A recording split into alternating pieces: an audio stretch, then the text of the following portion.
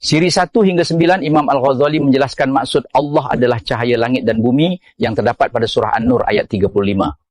Maka bermula siri ke-10 ini, beliau mula menghuraikan satu demi satu simbol yang terdapat selepas ayat tersebut. Dan simbol pertama yang disebut ialah mishkat. Allah berfirman, perumpamaan cahayanya adalah seperti sebuah mishkat yang di dalamnya ada pelita. Dan di sinilah Imam Al-Ghazali menjelaskan bahawa ayat ini bukan sekadar berbicara tentang lampu dan cahaya zahir, tetapi ia adalah perumpamaan tentang nur petunjuk dalam diri manusia. Dan kerana itu, setiap simbol dalam ayat ini mempunyai makna yang sangat halus. Pada teorinya, mishkat ialah ruang atau lekuk pada dinding tempat diletakkan pelita.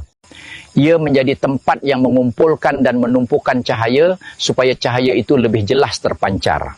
Tetapi dalam perbahasan hakikat, mishkat bukan sekadar tempat fizikal. Ia memberi isyarat kepada tempat dalam diri manusia yang menerima cahaya petunjuk. Dan sebab itu para ulama menghuraikan bahawa mishkat sangat berkait dengan dada manusia dan hati manusia dan ruang penerimaan nur dalam diri. Kerana disitulah cahaya hidayah mula masuk. Dan disitulah nur mula terpancar. Sebab itu tidak semua hati menerima cahaya dengan cara yang sama. Ada hati yang mudah menerima kebenaran, ada hati yang keras, dan ada hati yang langsung tidak mampu menyimpan cahaya.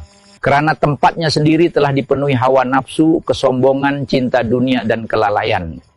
Maka dalam perbahasan Imam Al-Ghazali, perjalanan menuju Allah bukan sekadar mencari ilmu, tetapi membersihkan tempat turunnya cahaya. Kerana cahaya petunjuk tidak menetap pada tempat yang rosak.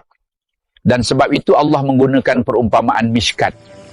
Kerana sebagaimana pelita memerlukan tempat yang sesuai untuk memancarkan cahaya, maka nur petunjuk juga memerlukan hati yang dipersiapkan untuk menerimanya. Dan semakin bersih hati seseorang, semakin jelas cahaya yang terpancar daripada dirinya.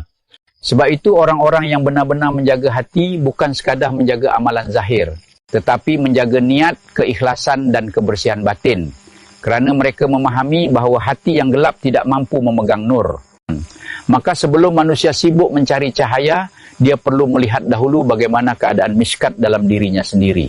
Kerana mungkin cahaya itu sudah datang tetapi tempatnya tidak mampu menerimanya. Esok kita akan masuk kepada simbol seterusnya, iaitu pelita. Sebelum kita akhiri, tinggalkan selawat kamu di ruangan komen sebagai tanda menerima ilmu ini. Allahumma sholli ala Sayyidina Muhammad wa ala ali Sayyidina Muhammad.